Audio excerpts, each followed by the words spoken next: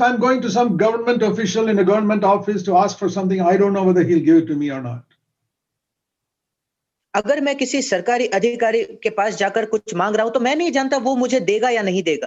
But when I go to my father, I don't have to be afraid. पर जब मैं अपने पिता के पास जा रहा हूं फिर मुझे कोई भय की जरूरत नहीं. If it is good for me, he'll definitely give it to me.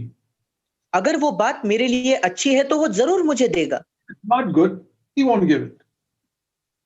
अगर वो अच्छा नहीं है तो वो नहीं देगा. A father will answer every prayer.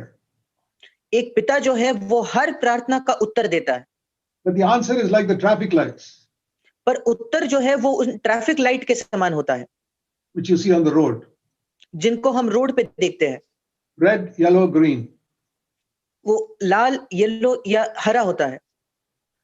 And green means the father says, yeah, you can have it right now.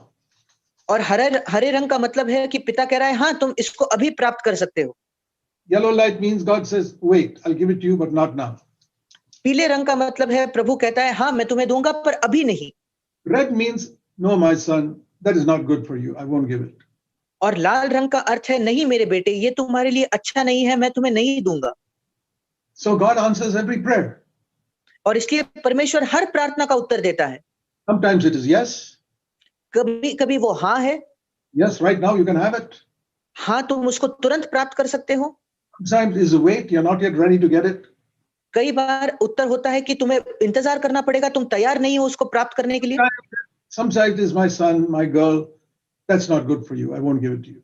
और कई बार उत्तर होता है मेरे बेटे मेरे बेटी ये तुम्हारे लिए अच्छा नहीं है मैं तुम्हें ये नहीं दूंगा. So from now on, don't ever say God did not answer my prayer. और इसलिए अब से कभी भी ये नहीं कहना कि परमेश्वर ने मेरे प्रार्थना का जवाब नहीं दिया. Suppose when my son comes and asks me for something and I say, no, my son, I can't give it.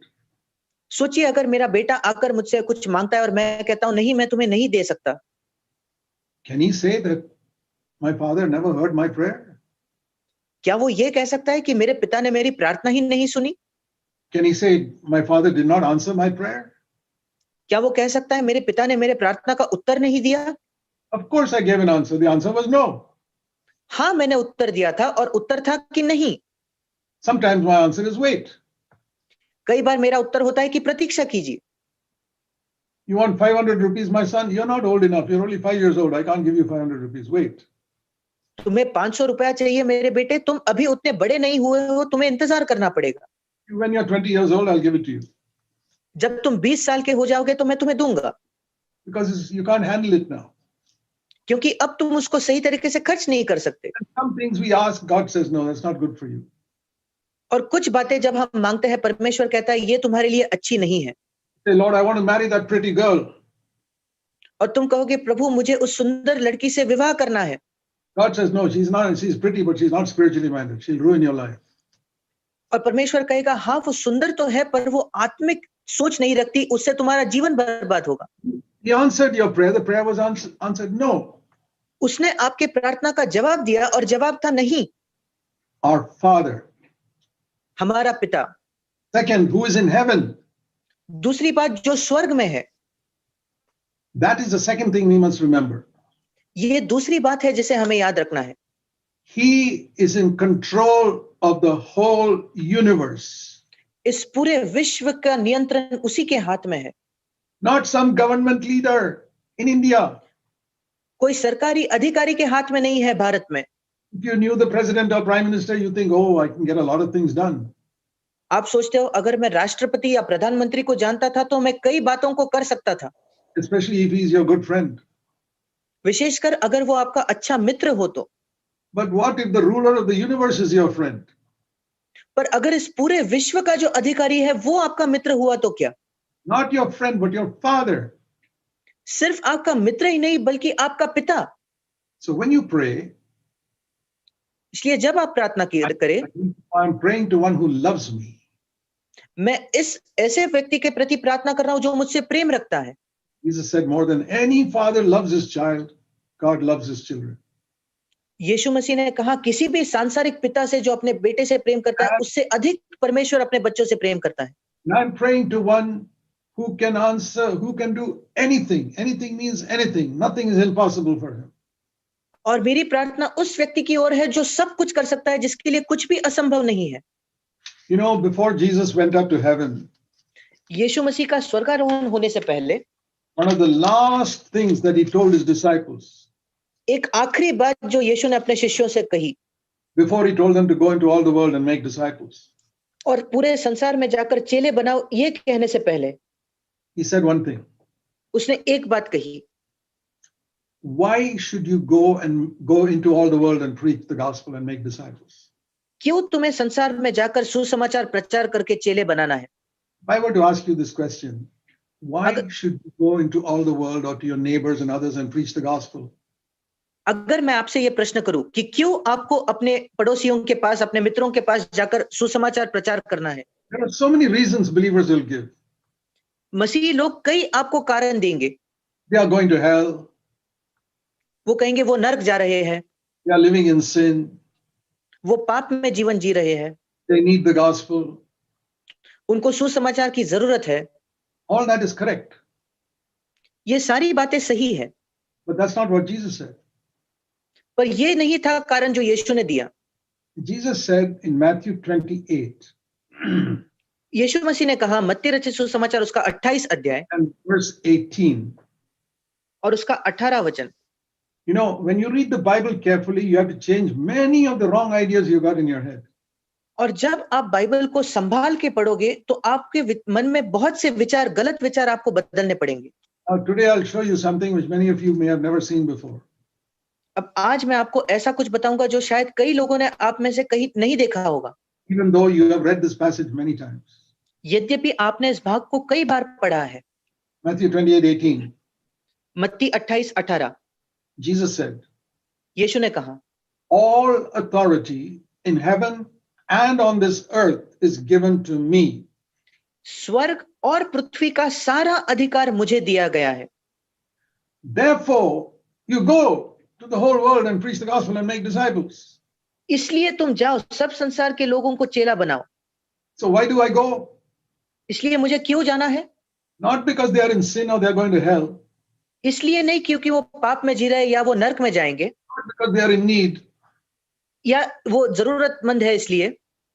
No, नहीं, it's because my Savior has got all authority in heaven and earth. उसका कारण ये है क्योंकि मेरा उद्धार करने वाले के पास स्वर्ग और पृथ्वी का सारा अधिकार है। When you go on that basis, you will never get discouraged in preaching the gospel. जब आप इस नींव को रखकर जाओगे तो सुसमाचार प्रचार करने में आप कभी निराश न होंगे। And your zeal will never become less and less and less and less. और आपकी जो धुन है, आपका जो उत्साह है, वो कभी भी कम नहीं होगा। I've been preaching the gospel now for 60 years. मैंने अभी 60 साल तक मैं सुसमाचार का प्रचार करता रहा हूँ। I started preaching the gospel as soon as I was born again, 61 years ago. 61 वर्ष पहले मेरा नया जन्म होते ही मैंने सुसमाचार प्रचार करना शुरू किया था। But I didn't understand everything. तब मैं सब कुछ समझता नहीं था। But after all these years, I'm still as zealous to preach the gospel today. पर इन सारे वर्षों के बीतने के बाद भी मैं आज भी वही धुन रखता हूँ परमेश्वर का सुसमाचार प्रचार करने में। In fact, I'm more zealous today to preach the gospel. और वास्तविकता में आज मेरी धुन अधिक है सुसमाचार प्रचार में। The full gospel. पूरा सुसमाचार। Why? क्यों?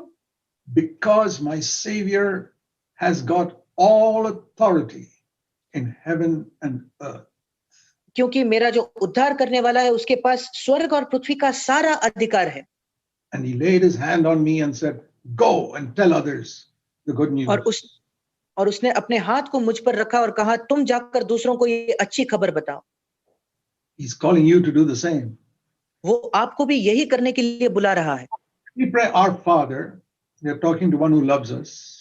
हम प्रार्थना करते हैं, हे हमारे पिता। हम ऐसे व्यक्ति से प्रार्थना कर रहे हैं जो हमसे प्रेम रखता है। When we say who art in heaven, जब हम कहते हैं तू जो स्वर्ग में है, we're thinking of one who can do anything. हम ऐसे व्यक्ति के विषय में सोच रहे हैं जो सब कुछ कर सकता है। Who controls our friends, who controls our enemies, who controls all the circumstances on the earth. जो हमारे मित्रों का, हमारे शत्रुओं का और इस पृथ्वी के सारे परिस्थितियों के नियंत्रण करने वाला है। Who is in control even when this COVID-19 pandemic is going all over the world. और ये कोविड-19 की महामारी जब पूरे जगत में फैल रही थी, तब भी वो नियंत्रण में था। If I don't believe in a Father who rules the heaven and earth, I will be in fear like so many people in the world. अगर इस स्वर्ग और पृथ्वी पर विराजमान जो पिता है, उसमें मैं विश्वास नहीं करूंगा, तो मैं इन संसार के लोगों के जैसे भयभीत रहूंगा। You know how Jesus said the Father cares for us? क्या आप जानते हो यीशु मसीह ने कैसे कहा कि पिता हमारी देखभाल करता है? Is the authority of God only over the great governments and whom God appoints as rulers? Is that the only place where God's authority is? क्या परमेश्वर का अधिकार सिर्फ सरकारों पर, जिन अधिकारियों को नियुक्त किया है, सिर्फ वहीं तक सीमित है क्या?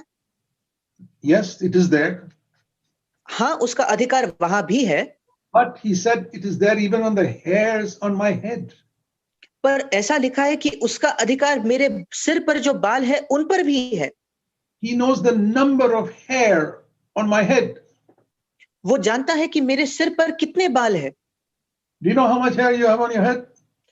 क्या आप जानते हो आपके बालों पर आपके सिर पर कितने बाल है? I got very little, but I still can't count them. There are so many. मेरे पास तो बहुत कम बाल है, उसके बावजूद मैं नहीं गिन सकता क्योंकि बहुत ज्यादा है। But my Father knows every single one of them. पर मेरा पिता उनमें से हर एक बाल को जानता है।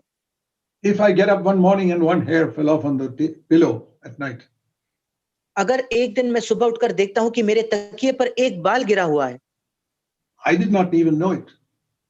मैं उसको जानता तक नहीं था। But my Father in heaven knows that at 2:30 in the morning, one hair fell off from my child's head on the pillow. पर मेरा स्वर्गीय पिता जानता है कि सुबह के 2:30 बजे मेरे बच्चे के सिर पर से एक बाल उस तकिए पर गिरा। You say, no, Brother Zach, it can't be like that. और आप कहते हो नहीं ब्रदर जैक, ऐसा हो ही नहीं सकता। Okay, then according to your unbelief, it will be for you. ठीक है, फिर आपके अविश्वास के द्वारा आपको वैसे ही प्राप्त हो।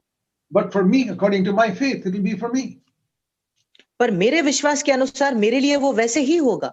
What the meaning of that is the smallest little thing that can touch me, my Father knows. इसका मतलब ये है जो सबसे छोटी बात भी मेरे जीवन में घट सकती है, पिता उसको जानता है। That is why we live without fear and without anxiety. और इसलिए हम किसी भी भय के बिना और किसी भी चिंता के बिना जीते हैं। And I tell you, in difficult times that may come in India or anywhere in the world, we have to believe this, that Jesus Christ has got all authority in heaven and earth. और मैं आपको कहना चाहता हूं कि जब कठिन समय भारत में या और कहीं भी आए, हमें यह विश्वास रखना जरूरी है कि यीशु मसीह के पास स्वर्ग और पृथ्वी का सारा अधिकार है। See, it says in Luke chapter 21 लूका 21 में that some terrible things are going to happen on the earth. और इस पृथ्वी पर कुछ कठिन बातें होने वाली है। And Luke 21:26, और लूका 21 उसका 26 वचन, men will faint from fear when they look at all the things that are coming upon the world. भय के कारण और संसार पर आने वाली घटनाओं की बाट देखते देखते लोगों के जी में जी न रहेगा।